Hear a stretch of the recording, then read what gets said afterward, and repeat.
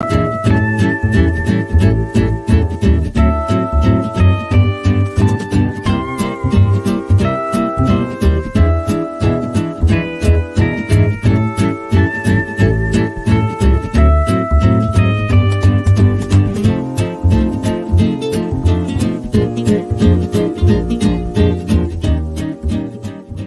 that's right. And it's about damn time that we got our best commenter, Rack Guy Rob, right here in one of the host seats.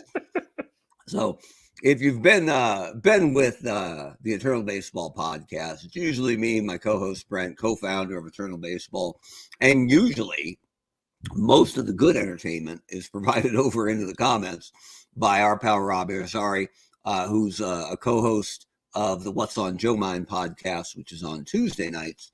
But Brent is on assignment this week, and I went, you know what? Let's get Rob in here, and we'll have somebody else. I have no doubt that Rob will step up and fill Brent's shoes, but I don't know if anybody's going to fill Rob's shoes as the sniper in the comments section. So we'll see how that goes. But we appreciate you joining us for the Eternal Baseball podcast, and it's a good week this week because the schedule rolled around and it's interleague play, which is kind of cool. It only happens a couple times a year in Eternal Baseball. It gave us a bunch of World Series rematches in our regular schedule, and we have one of them tonight. So it's the Texas Rangers and Nelson Cruz's glove against the St. Louis Cardinals. And we'll have that for you as our game of the week coming up in just a little bit. But it was a kind of a funky week because we've had very little turnover atop the standings. And this week we actually had the end of what seemed like a long race. Since about early February, the Cubs, who were the National League's best team, have been slowly taking on water. And the Cardinals have been coming on pretty strong. And just, I think, Thursday, the Cardinals ended up tying the Cubs atop what is our National League North. And they own the tiebreaker because they've won 2 or 3 against Chicago. So kind of cool to see, the king has fallen. And when we sent out our newsletter on Friday, it was all the top headline was all about the new champs out in the North, the division leading St. Louis Cardinals. And since then, they've lost 2 to Texas, and the Cubs have won 2. So scratch all of that. It's still the Cubs world. But we have 2 wild cards in each league, in the American League and the National League this year. And so not only were the Cardinals tied atop their division, but they were tied for the best record in all of the National League. So they are sitting pretty as a wild card team. And that's who we usually control, the home team. So that's who will be controlling the night as the Cardinals will take on the Texas Rangers. And the Rangers don't have a long history if you compare it to somebody like the Cardinals or the Cubs or the Red Sox, but they do get about 10 years of Washington Senator baseball as well to pull from, which I don't know if anybody watching followed the Senators in the 60s, but it wasn't exactly a rocket ship era for baseball in the nation's capital. It does get them Frank Howard, who's like 6'11". So it might be fun to get him in and check him out. So Rob, like me, I guess for the sake of full disclosure, Rob's a Yankee fan like me as well. So may as well come clean on that right from jump, right? You with me, Rob? Looks like we may be having some technical difficulties here. I'm going to check. Yeah, Mark, I may have to drop off. Yeah, that's all right. Let me try and drop off and come back in real quick. Yeah, dial back in. Looks like we're having some technical difficulties, which is better than me being ignored. So, all right, drop out and we'll see if you pop back in. And if it doesn't happen, you know what? I can run a solo show. It's happened. Well, it hasn't happened before, but might happen again. One thing we want to bring to some attention to, it's the shirt hanging in the back, and it's a little dark, but it says "End ALS." With the ALS being made of baseball is the best, which is the catchphrase for ESPN's Sarah Langs. And this shirt is available at rotoware.com, and proceeds from it go to benefit Project ALS. So take a look at it. It's rotoware.com. and type in Sarah Lang's or Baseball is the Best. You can see where you could add this shirt too. This is my friend Racktime Rob. He's back. Hello. Yep. Oh, Rob. I apparently have cleared up the problem. You sound so much better. Thanks for getting IT on that right away. Well, as I was saying, in full disclosure, Rob's a Yankee fan like me. So we avoided the Yankees tonight because we are trying to get around to different teams and make sure every team gets on the game of the week at least once. We've seen St. Louis before, but not Texas. So front and center, your Texas Rangers, who we will be trying to beat with the Cardinals. So the second incarnation of the Senators. Yeah, exactly right. And then we have found, some of the truths of eternal baseball. Our relievers are usually in trouble. The computer likes to come back like NBA Jam. And teams that have been around for 100 years are never bad. They're always at least okay and usually pretty good. And expansion teams usually have a tough season ahead of them. And it's funny to consider Texas an expansion team. I don't know if you call it expansion, but there weren't a whole lot of Senators from the 60s that are helping them out, right? Yeah, I mean, and plus, you have to look at it. It seems like if you're not part of the original 8 in either league, you're just in big trouble. Because even teams that that have been around for 60 years, like the Mets, the Angels, the Mariners, who could field a decent starting 9 and probably put together a decent pitching staff, just can't compete. And and then you've got the Yankees with 82 wins. Right. Yeah, you've got teams like the Yankees where Andy Pettitte can't make their 40-man roster is a little bit daunting. And I think you make a good point that everybody's starting 9 is pretty dynamite. But it's when you get into the depth of like the San Francisco Giants pulling from 120 years of baseball. Like it's not. I don't want to say it's not fair because it is what it is. But the one thing I really do like is that the randomization of their numbers, that every player's baseline stats get changed either anywhere between up 30% or down 30% every year, does give you sort of a wild roll of the dice every year. And that was one of the things we found heartening. Before we launched Eternal Baseball, we ran 10 seasons just to see, what do we got here? Because what we didn't want was, the Giants and the Dodgers and the Yankees and the Reds winning every title. Or we were also trying to balance stats from the Negro Leagues for the Birmingham Knights to find out, look, we know these guys are some of the greatest players ever, so they should be absolutely competitive with every team here. We didn't want to have the stats not, because they played shorter seasons, we didn't want the stats to not be relative, and for us to have Birmingham fully in the league and have them struggle every year. That's not only is that a terrible story to tell, it's fiction.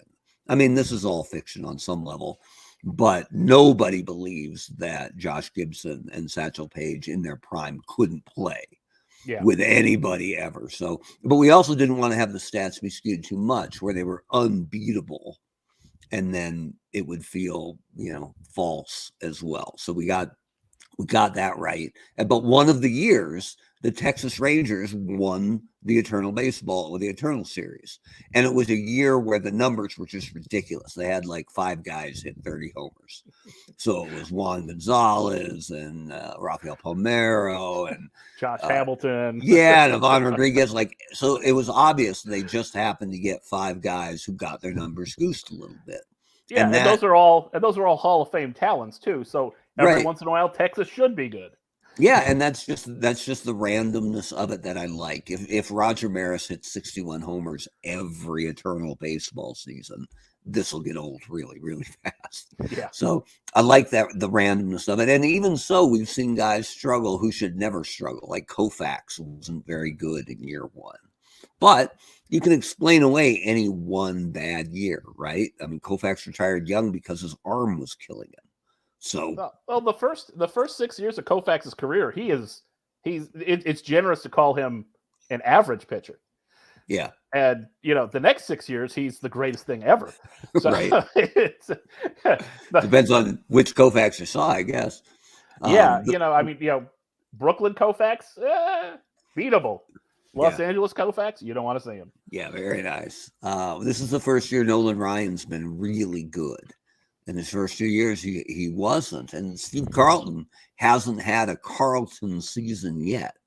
So it's just part of the skew of that number. But I think I've always thought it's one of the main reasons we chose this action PC baseball sim from DK Sports. And if you're interested in it, you can run your own league at dksports.com. And they run, I haven't even bothered looking at the other ones, but they also have golf and NFL and NBA and I think hockey too. Like they do a ton of stuff there.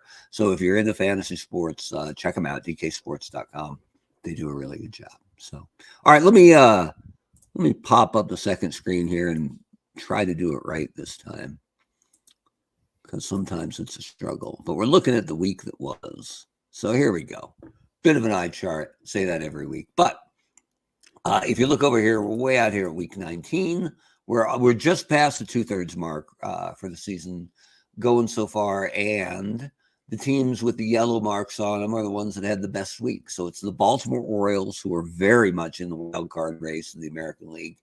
The Cubs, who rebounded from losing their throne for a day, and now they're back with a 2-game lead on the arch rival Cardinals. There was, I think it was our second season, the Cardinals chased the Cubs down, and they had a 1-game playoff, which Cardinals won, I think. So there's some history here, not to mention the natural bad blood between those two squads. The Tigers are starting to make a bit of a push, both towards the wild card, and they're like 7 games out or so in the North. The AL North, which is a tough division because Cleveland and Chicago are both pretty good.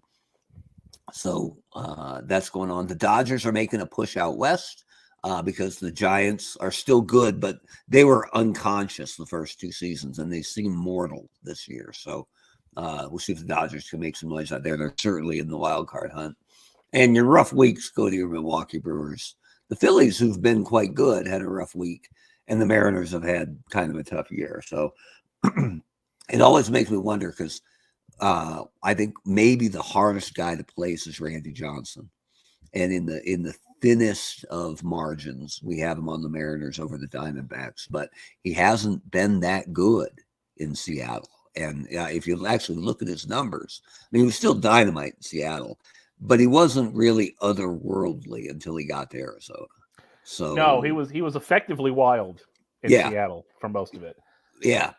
And then he's so good in Arizona. And sometimes, another good example in Arizona, Matt Williams would be in the minor leagues for the Giants, on their 15-man travel squad, basically. Yeah. But he starts and plays every day for Arizona. So even though Matt Williams is 100% Giant more than he is Diamondback, it actually serves the league better to have him playing in Arizona than sitting in San Francisco. San Francisco, yeah. And same way, Cleveland fans go nuts when they see Omar Vizquel in Seattle.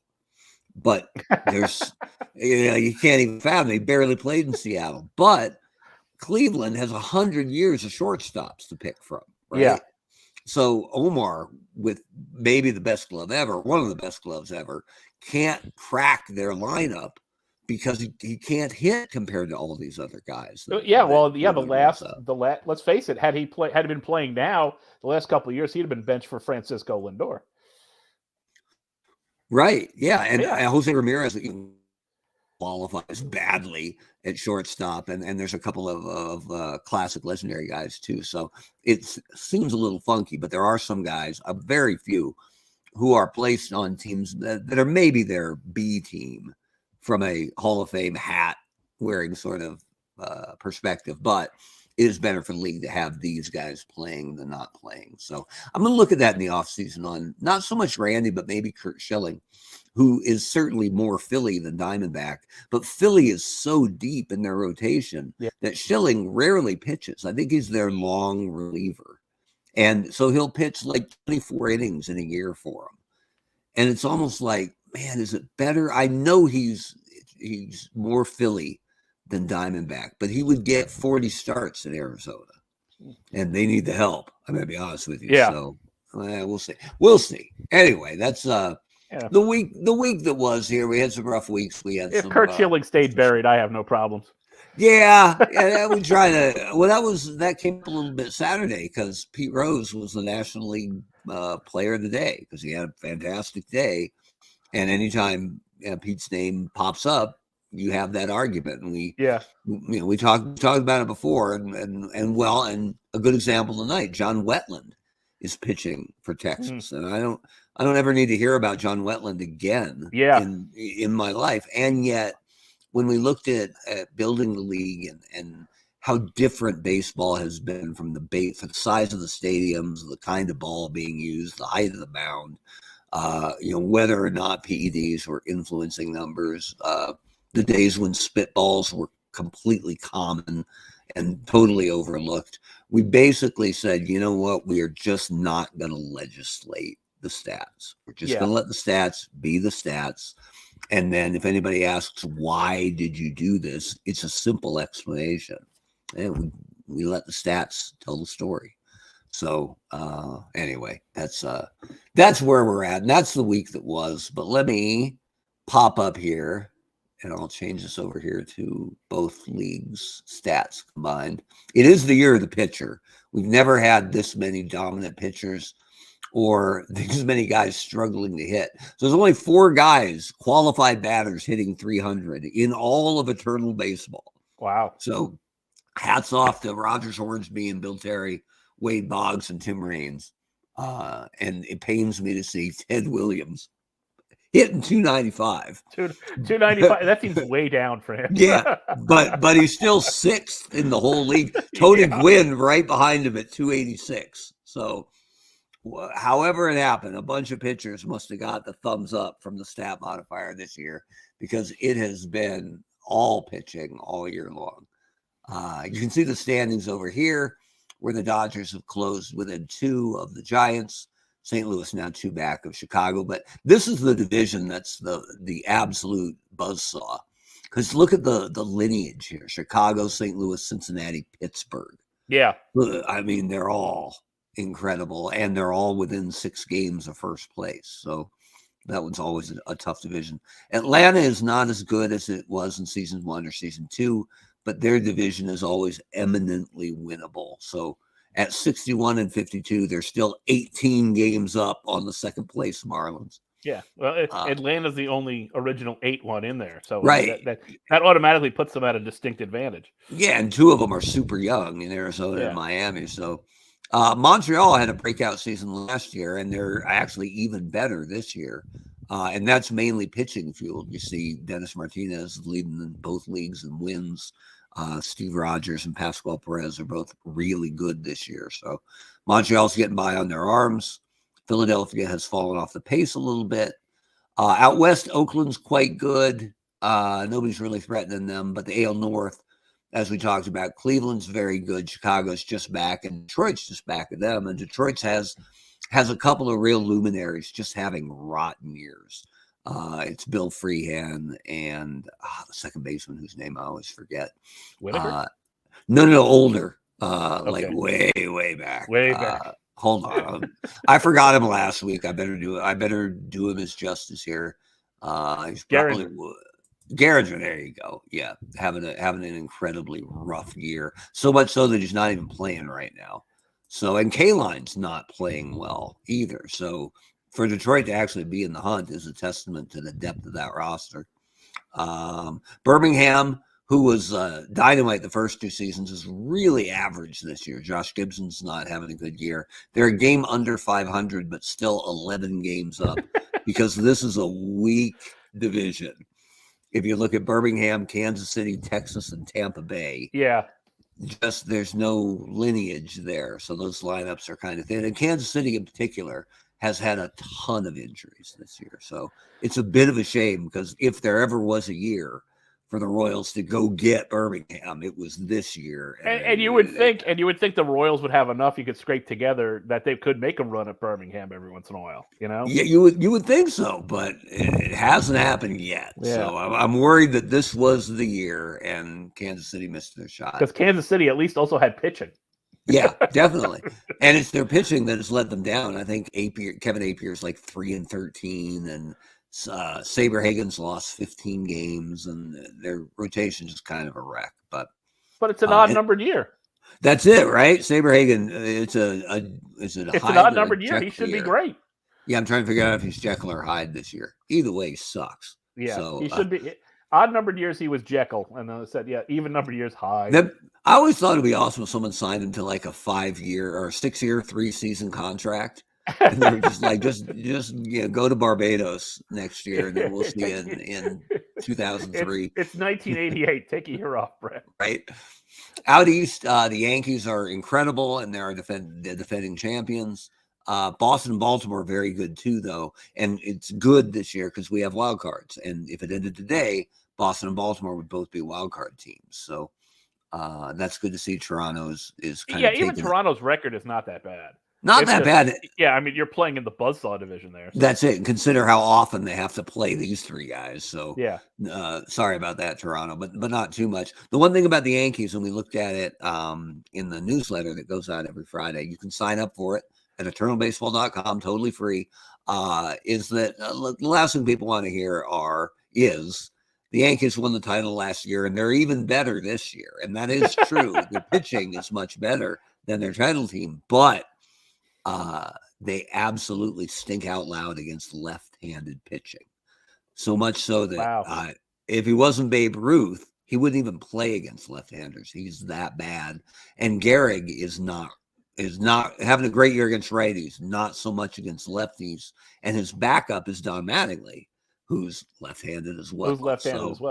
But I think Mattingly's career splits are probably a little kind.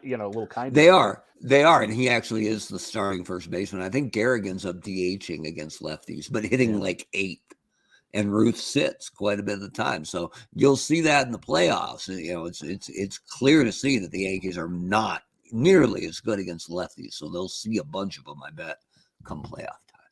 So anyway, that's where we're at. Let me pop up the standings, but the schedule here, and you can see I think there are 7 World Series rematches, which is pretty good if you consider Seattle's never been, and Birmingham can't have gone because they don't truly exist, right? So of 16 matchups, 2 get thrown out, and 7 of them are World Series rematches. So it's, what is it? Oakland and New York played in what? Like in the 70s?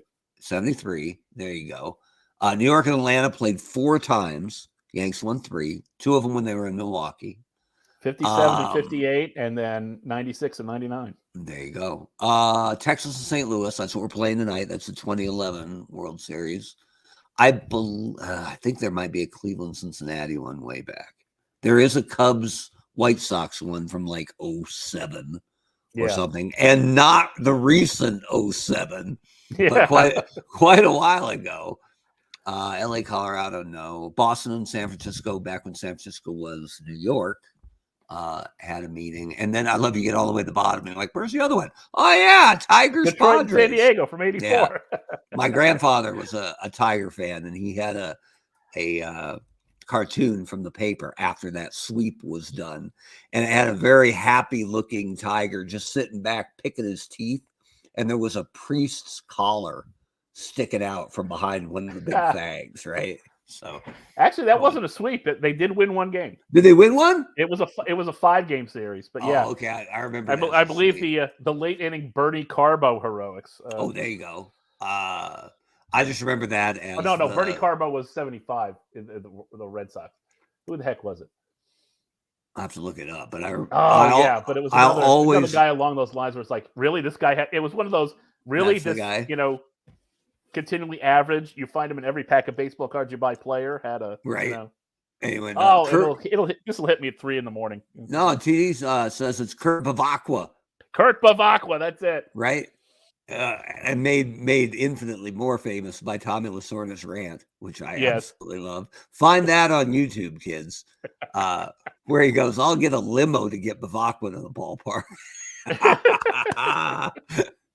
Yeah. Oh, and I should have mentioned we needed somebody to step in, and I've been yammering on. I've been missing everything TD's been catching us up to over here. The mechanical man for Gehringer. Yeah, Cobb hitting 260. That's a bit Kurt Bavacqua. I'll always remember that World Series because I wasn't really into baseball yet. But even then, the bit where Sparky is yelling out to Gibson, he don't want to walk you. Right when Gossage refused to do it, paid. I forget it was first pitch, but it was pretty quick. So anyway, that's what we're looking at today. But today, let me get this fired up. So it's Texas and St. Louis, and we're controlling both teams just to start because we want to set the lineups for both squads. It was a really good feedback we had from a fan who said, "Hey, I love how you build the lineups for the team that you're gonna play as." But you should build the lineup for the other guys too. And initially I thought, well, I don't want people to think that we're hamstringing the competition on purpose, right? But I think the numbers are right here. You can see it's on the up and up, but it's only fair to go through the lineups for both squads. So making his debut tonight, because if you look down here, you got to go a long way to find Kevin Brown, because this is ranked by ERA at 7.04. That sounds about right for Kevin Brown. Yeah, that sinker is sunk. So it's the debut for left-hander Derek Holland this season for the Texas Rangers. And then for the Cardinals, it is Max Lanier, another left-hander who's having a good year, 9-3 with a 2.55. So we're going to see a bunch of lefties tonight, or at least starting the game. So I'll bring up here and we'll sort it by OPS against left-handers. One guy that they're missing is Chick Hafey, really good outfielder who's hurt right now, due back later this week. But your spoiler alert, cover your ears if you don't want to hear this. Your National League MVP, Rogers Hornsby, who's absolutely ridiculous. 1,100 OPS against lefties and righties, cannot be stopped. He's the man, and probably our cleanup hitter. Well, I believe he's a man who won the Triple Crown twice. Yeah. This isn't a stretch. And I think this writes itself pretty easy because we got Lou Brock. Likely our leadoff guy. And then to mix up our lefties and righties, that puts Stan the Man third. And Ken Boyer, who I knew nothing about before Eternal Baseball, but he was a beast. Like, I had no idea. He was a fantastic glove. He hit for power. He was, I think, in the same era as Ron Santos, so he didn't know a lot of Gold Gloves, wasn't starting at third base in the All-Star game a lot, but he is absolutely a machine, so I like getting him in there. And then, Rob, we got options for the rest. So we've got a DH slot, shortstop, right field, first base, and catcher. So, well, I think we need to be really mean. Mm-hmm. And at that DH slot, number 5, I think we need to go with Albert. Put Albert there. So if Albert is DH, Albert plays a terrible. Oh, we have a third baseman in Boyer. Albert also plays a rotten third and a bad outfield. So you have options, just not good ones. So then he could be first base too. I mean, right? Yeah, absolutely. Well, you got Jack Clark and Johnny Mize up next, and we have room in right field and first base. Yeah. So, and I think Pujols is actually ranked a little better defensively than Mize. So if we want to break up the lefties and righties, you could play Mize at first. Yeah. Actually, probably swap him, DH him, and Pujols gets first. Yeah. So, okay. And then Clark is our right fielder. Oh, and now we just have shortstop and catcher. And these are pure defensive plays, I think. Yeah, well, shortstop, I can't picture another Cardinal shortstop outside of you-know-who. So. Yeah. Frankie Frisch is the backup, and he's actually a little better against lefties, but how are you not going to have Ozzie Smith? Yeah, exactly. Right. Okay. All right, so there we go. Got a Cardinal lineup. Just going to be rolling it over to Ozzie over there, and it's just going to be like, yep, great play. Yep. And we're getting into the Rangers here, and TD says he's a big fan of the expansion Rangers. David Clyde. Wow. Yeah. Toby Hara. Who was like an all-time Ranger name. Yeah, and the cool thing about him, he was a a senator in his rookie year, but only as a rookie. So he was the last link to the Washington Senators for a long, long time, because I think he played like 16, 17 seasons. Yeah, so, I think he played into the mid 80s. Yeah. Yeah. I think it was a Yankee at the very end. One last year, like 84, maybe. So anyway, probably not a good year, given that it was year 17 and he was only there 1 year. But all right, so let me pop over here. We'll take a look at Texas. And when I was a kid, and I learned you could send away self-addressed stamped envelopes with baseball cards and hope for autographs. One year I sent out 20, and it must have been 87, and I got 5 back. It was not bad, right? Yeah. Well, one was Corey Snyder, who signed everything. Like an unsigned Corey Snyder rookie is more valuable because it's a scarcity. Yeah. So I knew Corey Snyder was a yes. I got pretty sure a stamped autograph from Bo Jackson, but that's still cool. Yeah. And then Pete Incaviglia, love him, and Ruben Sierra, and a very young Kevin Mitchell. Wow. Sent one back. Pretty cool. So Ruben Sierra, always liked Ruben, especially when he came to New York. But yeah, he's one of the guys. Actually, he's the guy as far as hitting lefties. So yeah, he may DH, he may play right field, but he's in there. Beyond that, for on base, it looks like it is Toby Hara, who's our best on base guy. Hara? I think it's Hara. All right, fine. And then Robinson Chirinos must not have many at-bats, because I can't believe he's their second best hitter against lefties. And if we play him, we got to DH him, because you're not going to sit Pudge, right? Yeah, of course, yeah. And then you've got both your catchers in the lineup. So I think Chirinos is going to. Yeah. I think we're better off looking at Gonzalez at 279 or Yeah. So you want Gonzalez second or third? He's our third best hitter. I'm going to say third. Okay. And then he might be in right. He can also play left badly. And he can DH as well. He plays a bad center field too. So again, lots of bad options there. Yeah. Frank Howard is bad everywhere. But Howard except there for a stick. Except at the plate. Sorry. I should have started with that. And best nickname ever, right? The Washington Monument. Oh, so good. So if he DHs, though, or plays he can play terrible first, or he can DH if we want him, or he can be the Thunder off the bench. Your call, rack time, Rob. Let's put a pin in him. We'll see where we build around and see if we find a better option. So for on base at second, we probably want Kinsler Sundell for a little bit, who gives us good defense at second, and then Beltre at third gives us. Yeah. Although, okay, if he's playing third, that'll move Toby to shortstop, which is fine. He's okay. So now we've got Frank Howard or Teixeira or Josh Hamilton next. And Teixeira and Hamilton have both had kind of rough years. Yeah, against lefties. I mean, Hamilton looks a little bit better against the lefties, though. So I think we want to get him in. All right, so we get Hamilton here, and he can play a bad center. Oh, pretty good center, actually. So, I was gonna say he logged a lot of time at center field. He's better rated than I thought. He's 7s all across, left, center, right. So that gives him some value.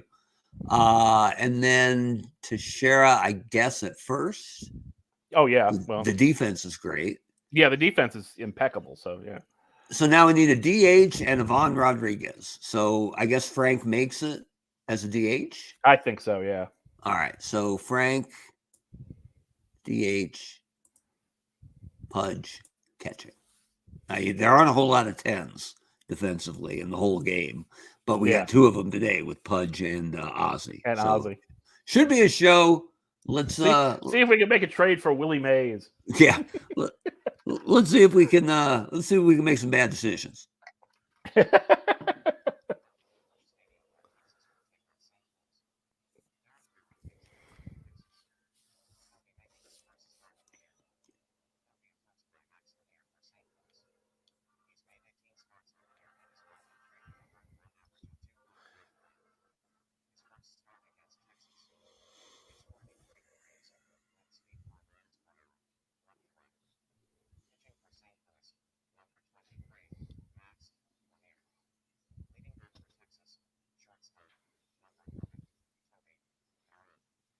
So I worked really hard this week to get everybody's uniform number in for these two teams so they can get introduced correctly.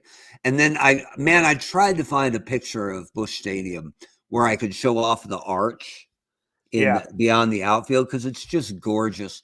But to get the arch in the photo, the field is so small. Everybody looks like they're on the same base. Yeah, it just didn't work. So I want to get in here. I'm going to make the players a little bigger so we can see their faces better. And then we're going to give control of Texas back to the computer. There we go. And I usually play it pretty straight, right? Unless it's Ron Santo or Silver King. Even Fred McGriff lost his image from the Tom Amansky defensive drills video. But I don't think this is disrespectful to have. No, that's not disrespectful at all because that's just Ozzy showing what a freakish athlete he is. Yeah, doing his thing. And I always like that I think he only did it for All-Star games and opening day. So he could have done it every day. Yeah. But he didn't do that. So good for him. All right, so here we go. We're ready for baseball. Toby is a really good bunter. And so I'm never going to let a leadoff guy bunt his way on. So we'll bring the corners in here. And strike him out. There you go. So have I told you the Ian Kinsler ASU story? No. He was a freshman, highly touted at ASU, starting shortstop as a freshman, I believe. And they loved him. He had a good year. They're waiting for him to come back. And then the very next year, here comes this hotshot new high schooler, Dustin Pedroia, to ASU. And Kinsler was like, it's going to be kind of rough him sitting the whole year. And they're like, yeah, about that. We think you guys are going to make a fantastic double play combo. And he's like, all right. Has he played second before? They said, no. And that's how Ian Kinsler transferred his way out of Arizona State University. So I don't know if he considers himself a Sun Devil, but I do. So and the irony of it is, where did Dustin Pedroia spend his major league time? Right, second base. And where did Kinsler end his career? In Boston, playing second base because Pedroia got hurt. So there you go. So anyway, let's see what Max has got for us. Big fan of Ken Boyer with that 9 defense over there. I want to look at the numbers for the Cardinals. I know I've done it before, but it seems weird that they have, I know they've been around forever, but on their 40-man roster, there's no Willie McGee and no Vince Coleman. Like, even if the numbers aren't quite there, you would think you'd want, maybe they don't need Coleman to pinch run because Brock doesn't start all the time. But could you imagine Brock and Coleman hitting like 9th and 1st? Like, ridiculous. Anyway, here's Wangan. Doing Wangan things. Doing Juan Gonzalez things. I think people forget how good he was, man. Yeah, back half of his career, it kind of went, but that front half, he was this. I think his Tiger team, well, TD will tell us because he's a Tiger guy. His Tiger teams were never that good. And so it felt like he just kind of vanished after he left Texas.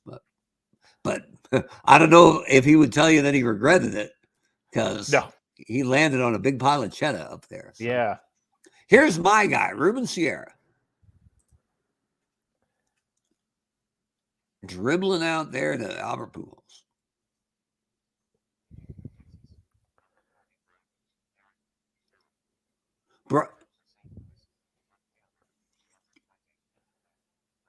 Brock is a fantastic bunter, but it is Pudge behind the plate. Not too bad at scooping up that bunt. So if you're feeling bunty, you let me know.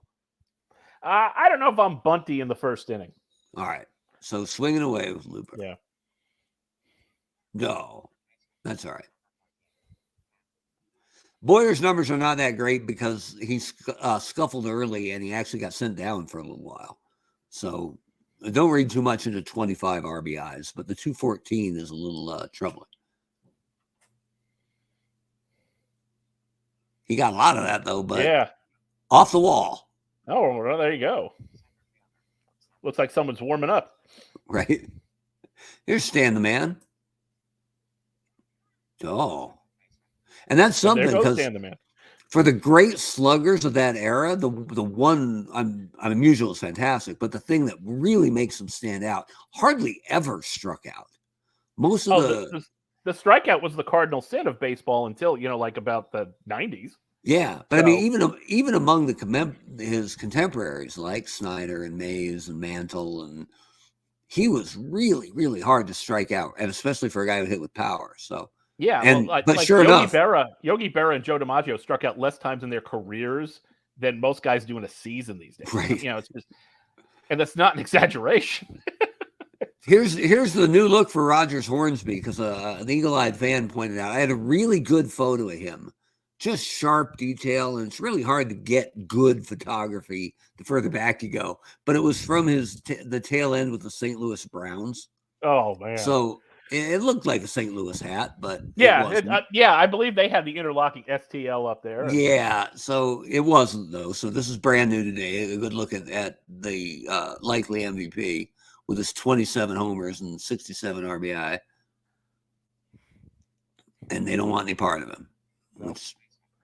Boy, if ever there was a franchise whose fortune improved by moving more, it was the St. Louis Browns. Right. And once in a while, we get Oriole fans who are like, who are all these guys on the O's? I don't know any of them. And I'm like, you're lucky to have them. So don't sneer at Barney Pelty.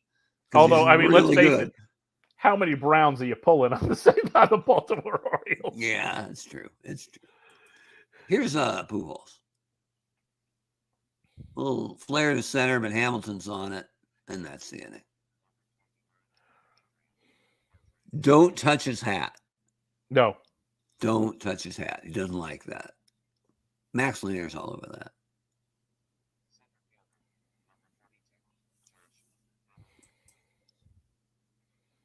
I mean, if you want to be catty, the Hamilton joke writes itself pretty much. But anytime I read about him or see him come up in the box score, I just think about that home run derby that he didn't even win. But good Lord, what a show! What a show! And you just kind of cringe and think about he still had a pretty incredible career, but what could have been? Yeah. And that was today. One of the National League player of the day was Jose Fernandez for the Marlins. And usually whatever player I put up, he gets a bunch of likes and hugs and smiley faces. And the feeling for Fernandez was just sadness, right? Because it was like this guy, like not just the career, but the life cut short way, way too young. Yeah. So here's Teixeira, who Yankee fans are like, what? What's he doing? He can't make the Yankees. Yeah, no, there's too many first basemen in front of him. Yeah. I loved him in New York. Oh, yeah. But can't make the Yankees.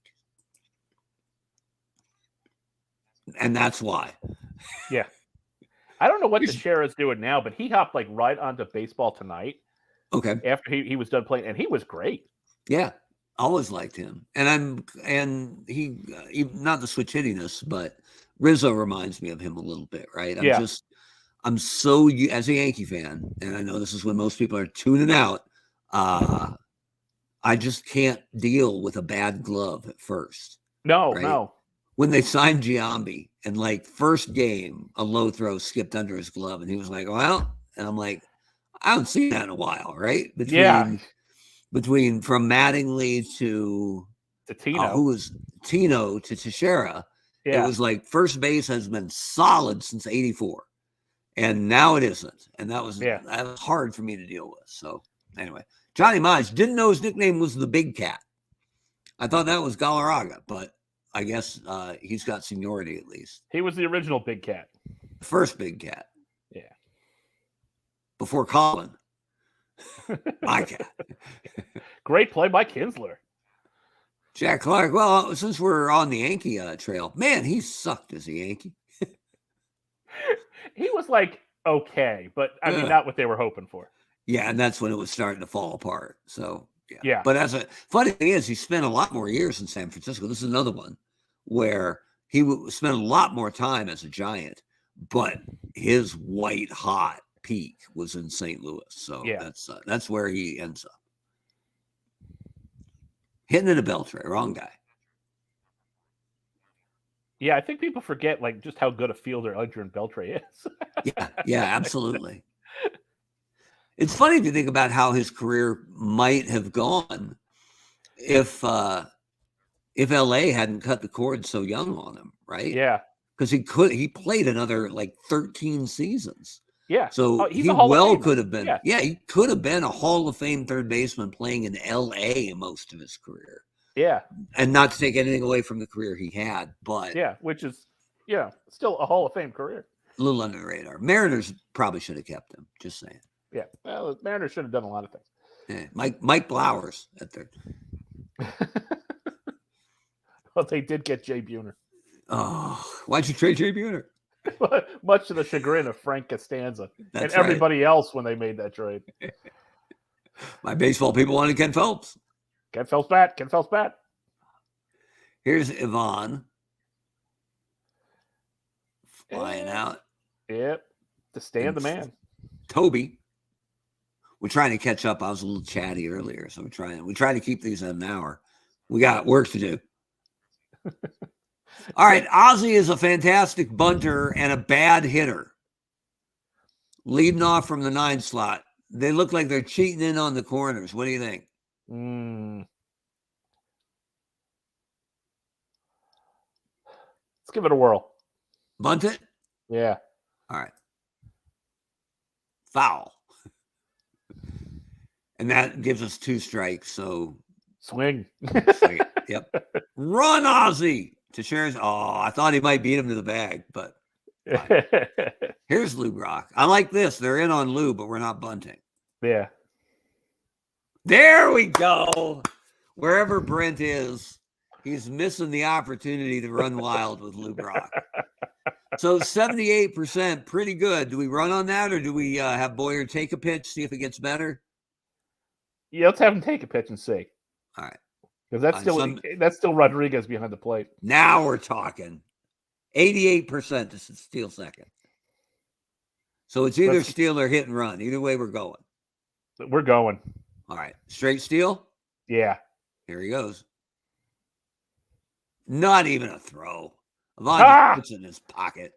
And now he's 22% to steal third. So I'm cool with where we're at. Come on, Ken Boyer. We got the heart of the lineup coming up. That's right. Oh, Boyer walks. And Holland has a lower pitch count than most guys. Maybe it's first start of the year, but he's at 100. 100 max. He's at 46 already. So we'll get to him. We'll get into that pen. Here's Stan the man with 1 down. Striking out. Come on, Stan. Come on. And Rogers Hornsby. Oh, we got a lot of that. Hamilton's under it, though. Great play at the wall to retire the side. Yeah, he's a fully capable outfielder. He ran it down. Yeah. Here's Ian Kinsler. Cracking one to left. But held to a single by the speedy Lou Brock. He's not a threat to go. But the snap throw. All right, now he's at 77%. So I want to throw over and just keep him honest. Yeah. 59, that's better. 1-0 count to Juan Gonzalez. When we end up walking him. All right, Max. As Ruben Sierra, the cleanup hitter, steps in. It's a pop. Does Boyer have room to make the play? It doesn't look like it. Close, though. Yeah. He ran into the third row. He can't fault. Yeah, he stopped to get a hot dog. Can't fault the effort. 0-2 to Sierra. Little fly ball to left. Nothing happening there. So that's 1 down for Adrian Beltre. Looks like Brock is under it. Yeah. No problem. 2 down. And here's Hamilton, lefty versus lefty. It looks like he drills it right up the middle. Kinsler comes home, and it's 1-0 Rangers. That's what walks will do to you. That's on you, Max. as Mark Teixeira steps in and sits down. All right, so we've got 5, 6, 7. Pujols, Mize, Clark. Decent amount of muscle there. Yeah. It's potentially some damage to get done. I'm not pulling. I don't have any tie to St. Louis, but I was really happy Pujols got that last year in St. Louis. Yeah, right? Yeah, just felt right. As an overall baseball fan, I kind of like it when guys stay, and that's not. I don't want to make it sound like I'm pro owner, right? Yeah. I like it when owners care enough to realize the value of a homegrown prospect and a Hall of Fame talent and pay the man. So. But I don't blame St. Louis for not signing him into his, into what would have been his 40s, considering what you saw. Yeah, it's true. I don't think they're lamenting the decade they didn't have him. Yeah, because only like 2.5 of those years were actual Pujols years. So I get it, but I like it when especially when it's unexpected, right? When Joe Mauer stays in Minnesota for his whole career, right? I dig that. I'd like to see more of that. So, and that's as much more, actually more probably on owners than it is on the players. But anyway, and I mean, how much money could Tony Gwynn have made going somewhere else? Right, absolutely. Johnny Mize, he got quite a bit of that. Ooh. Oh, yes, he did. Oh, he did. That's a big cat. There you go. Purring around the base paths as we're tied up 1-1. Jack Clark steps in. Jack Clark needed a nickname. Maybe Captain Eyebrow. Captain Eyebrow. Yachty the big up. Yap. The big brow. Yeah. All right. Yachty grounds out, but he's not here to hit. Here's Frank Howard, who I think was he 6'9" or 6'8" or something? He was big. I think 6'7". There's a great all-star photo of him like in the lineup down the baseline, and he looks like a mutant. Looks like he just landed and got off his space shuttle or something. Like ridiculous. You just say boom. Yep, just like that. Like, hey, Giant Gonzalez played for Washington. Who knew? Oh, and Ozzy's all over it, doing Ozzy stuff. Sorry, Frank.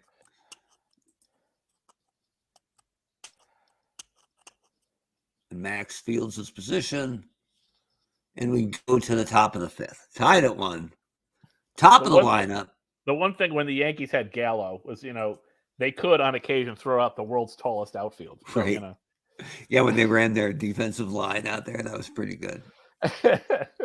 Even though Gallo wouldn't hit anybody. Oh no, wouldn't hit a thing.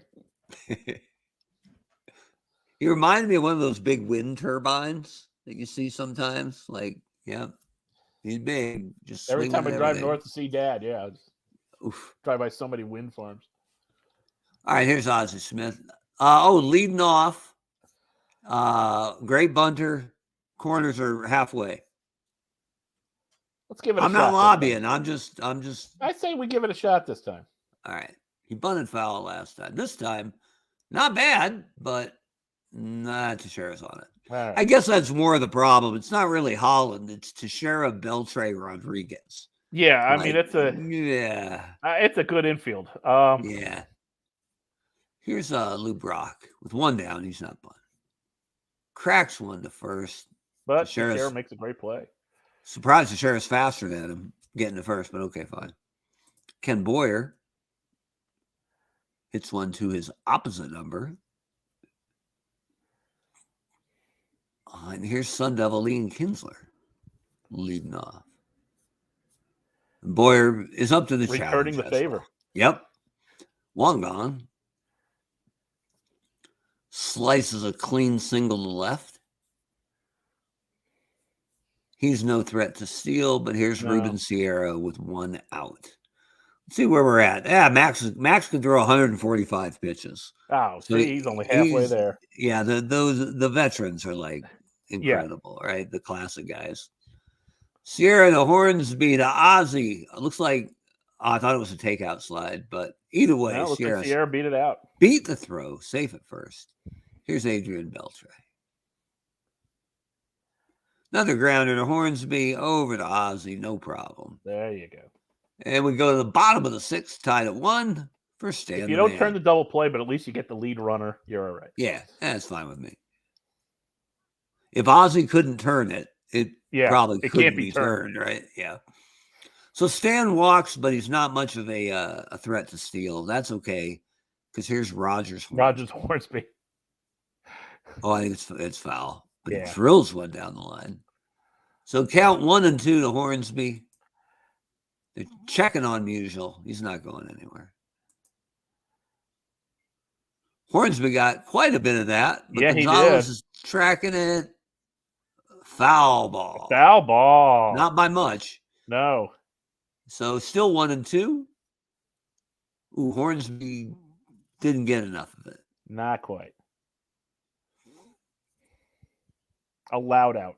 Oh, look, Daryl Knowles is now pitching for Texas. That's a quicker hook. At that. That's a pretty quick hook because Holland was not pitching badly. No, he wasn't. But all right, usually the computer is late on the hook. Yeah. Which, as you and your brother have opined, might be because they know how bad relievers are in this game. But Daryl Knowles, lefty, comes in. Yeah, I think we have to look at relievers with at least a 70s mindset. And they turn 2. So, all right, fine. Yeah, exactly, right. And some of this relievers, even the best relievers, Mariano Rivera's and the Trevor Hoffman's, they only pitch like 35 innings. Yeah. Because there's so many old school guys who are never coming out. So the reliever is not as big a deal as in eternal baseball as it is even in 90s baseball, right? Now it's all about the relievers. But I don't even want to try and take the ball from even a computer, from a computer generated Bob Gibson. So yeah, I'd like to see that happen, right? Yeah, there will be a virus on this computer so bad. I love that Bob Gibson was like a 4-time black belt or something like that on top of everything else. Like, good Lord. Here's Teixeira with 1 down, tie game. He got quite a bit of that. Yes, he did. But it's off the wall. Off the wall. Double for Mark Teixeira. And here comes Frank Howard. With a smash to third, Boyer's all over it. And there we go. Hold the runner. 2 down. Yep. And here's Ivan Rodriguez, the 9-hitter. Got a bunch of righties coming up, but Lanier's got 50 pitches left in him. He's only given up 1 run. I don't think there's any reason. He's not pitching badly. And we only have 2 hits as the Cardinals, but that's all right. We're going to heat up. Ivan hits it to Ozzie, which is good for us, and we're out of the inning. There you go. It's interesting to see the juxtaposition between Rangers in blue, and then Rodriguez has the red Rangers gear. So. Oh yeah, that's true. It's like, what's he doing? Because particularly because we're playing the Cardinals. So. I can probably find another one, but for catchers, I always like to get a photo with the catching gear on. Oh yeah, it doesn't make much sense to get a picture of Posada batting, right? Like, big finish.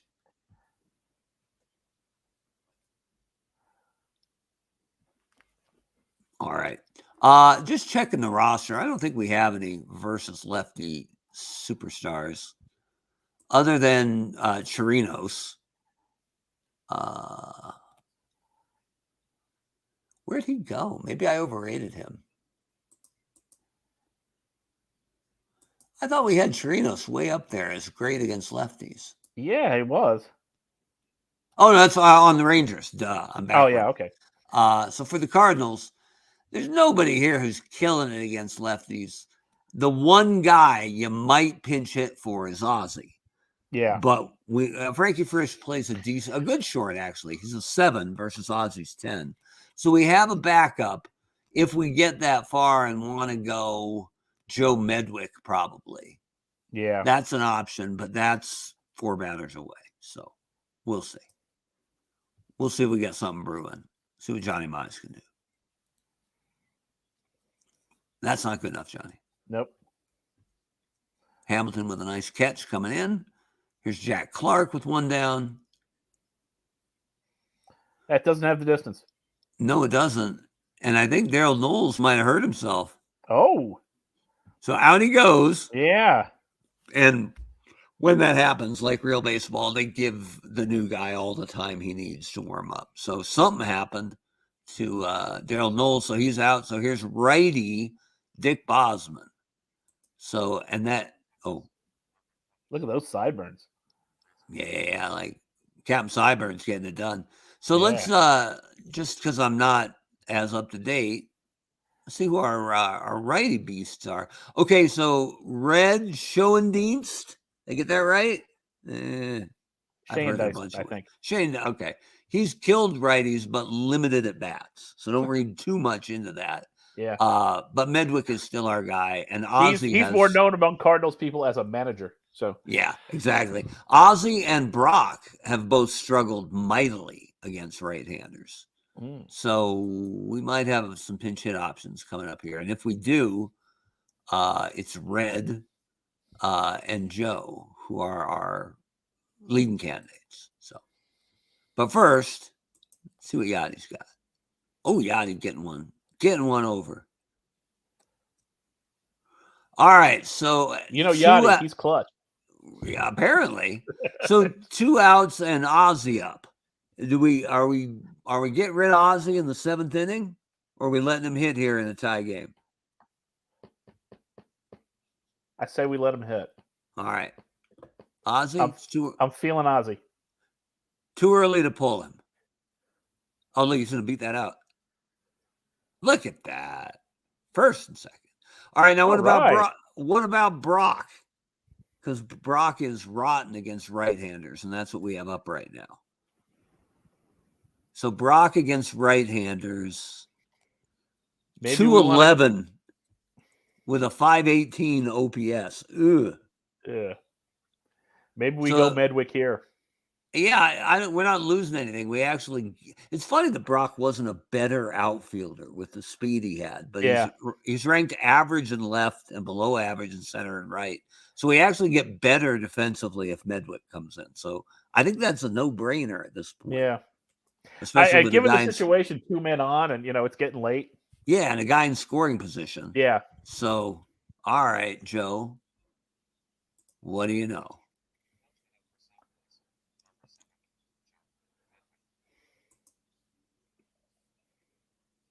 It's down the line, but Sierra has a beat on it and puts it away. Oh. All right, now we have to officially tell the computer that Medwick is playing left. All right, so Max has still got 44 pitches in him. Just so we're cognizant of it. Out in the pen, we got 5 closers. Isringhausen, Worrell, and Rosenthal from the right side. Horner and Hrabowski from the left. The mad Hungarian. Yeah, so if you're feeling mad, do I ever have the guy for you? So we do have good options, but we know how dangerous relievers have been in this game. So for now, Max is doing a good job. Top of the lineup, though. He walks Toby there. Uh-oh. Should we get somebody going now? Maybe. All right. Well, they're all righties and a switch coming up till Hamilton, so we'll want a right-hander. Yeah. You feeling Isringhausen, Todd Worrell, or Trevor Rosenthal? Their numbers are all about the same. Rosenthal maybe a quarter step behind the other two. Let's go Isringhausen. All right. Izzy's warming up. So Harrah's 53%, probably not stealing. Kinsler's a good bunter, though. Do we want to bring the corners in a little bit here, just in case? Yeah, let's do that. Got to figure that they might consider it. All right. Nope, he's hitting away. But it looks like Stan's on this. Yep. Here's Juan Gonzalez, who is 330 against lefties, 302 against righties. But we're fine with Lanier for a while, yeah? Yeah. All right. Oh, it's a clean single left. Medwick fumbles it right after I trumpeted his defense. Yeah, there we go. Second and third, one out.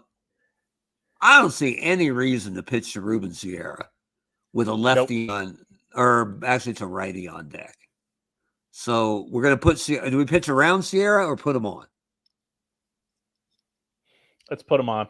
I agree. Put him on. All right. So Sierra's going on.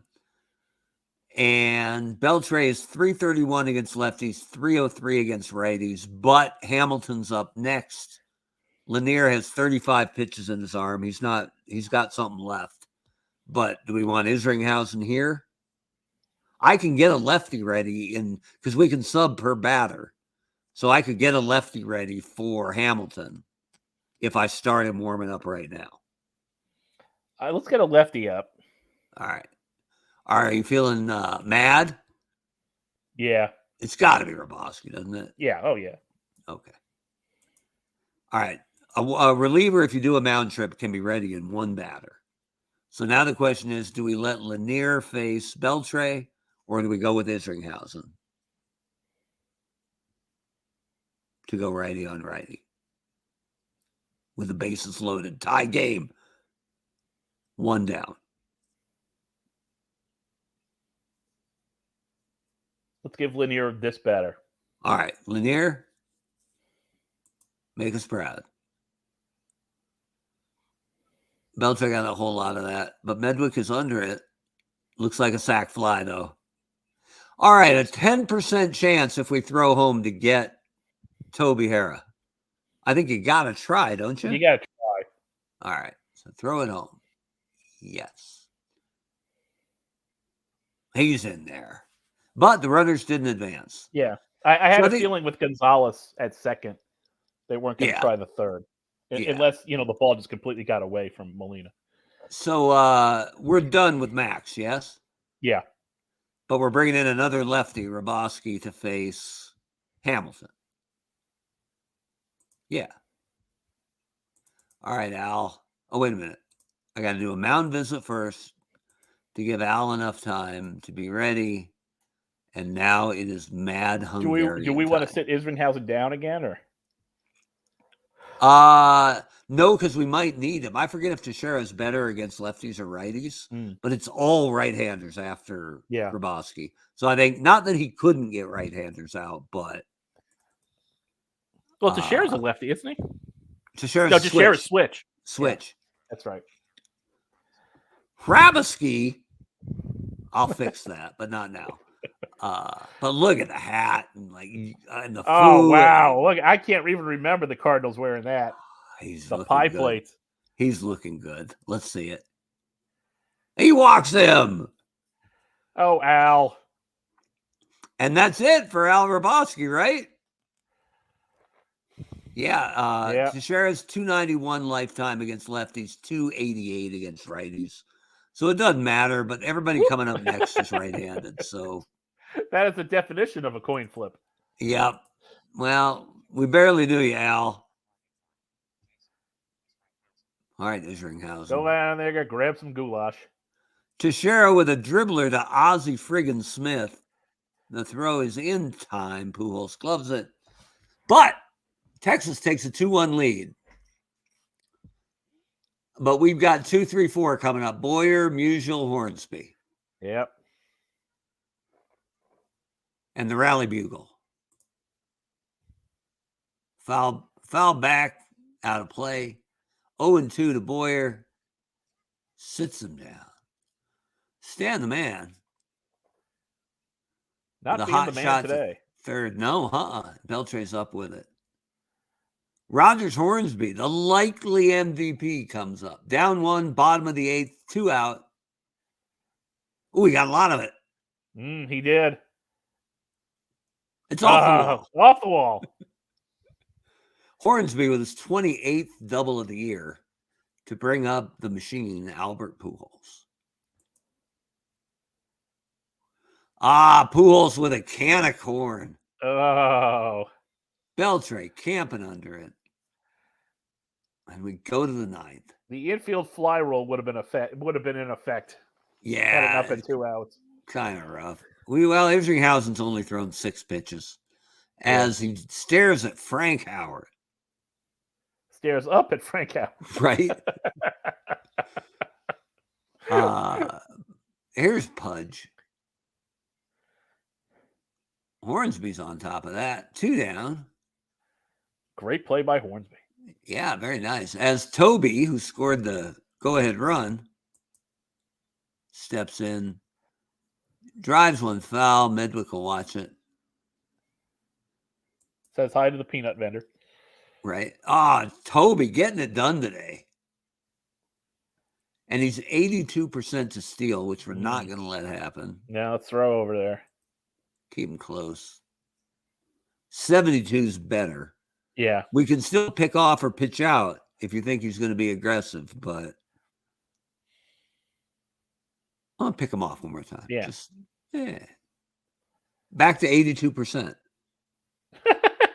All right, let's pitch out. Sometimes they go. Hey, look, he's going. Done. Sit down, Toby. Showing your Washington Senator roots. All right, so Johnny Mize leading it off. This is against right-handers, so let me check again here. So OPS versus right. We still got Red, who I don't believe in that much. Yeah. And we got Ted Simmons, but the only guy to pinch hit for lower in the lineup here is Ozzie. So until you can buy the numbers. You can pinch hit Red for anybody if you just got to have somebody on base. So Mize and Clark are probably safe because we want that thunder. But Molina or Ozzie we might consider it. And we have decent substitutions to consider too. Yeah. So. If we pinch it for Molina, we've got Ted Simmons. Yeah. It's not like we have to bring Stan Musial in from center to catch. Right. Which might be awesome, but he is the man. All right. So Johnny Mize, help us out. Because we want extra innings more than anything. Free baseball. So Johnny Mize is on. He is not a threat to steal, and I don't think anybody we have is. Let's see. No. No, Frankie Frisch with 4 is our bench leader. So, yeah. Frisch is faster than Mize, though. Is it a pinch run thing just to maybe score him on a double? Here in the bottom of the 9th? Let's get him into scoring position first. I don't think. Yeah. Because like I said, because we may have to pull for Smith. So yeah, that's a good point. Jack Clark, who leads the league in total eyebrow, steps in and pops part of up. Jack Clark will be played by Eugene Levy in the movie. Right? Belichick's gonna get that too. Yeah, he is. Okay. All right, so here's Yachty. 1 out. We only have one really good pinch hitter. So is it Red here or is it Red for Ozzie, who's not quite the batter Yachty is? See, now if this were like real baseball, and I'm the Cardinals manager, I'm riding Yachty all the time because this is a spot where he comes up huge. I'm down with that. In computer simulation, you don't know. Yeah. They do give them clutch ratings, but you can't see those. Yeah. So I'm fine with batting Yachty as long as he doesn't hit a double play. My gut is telling me ride Yachty. All right. Let's see it. He pops it up. Oh, Yachty. How come relievers are suddenly so effective? Yeah, apparently they need to be Rangers relievers. Well, it's not going to be Ozzie Smith. No offense, Ozzie. Yeah. Because batting against right-handers, it's time to get red. So let's hear it. Yeah, that's not it. But he just said Klaatu Barada B. Gordon is firing his death ray at the troops right now. Oh, I hope he sees it. Let's see it. Ooh, look. Oh, Teixeira. Oh, Teixeira scoops it up. He hit a rope, though. All right, let's hear the recap.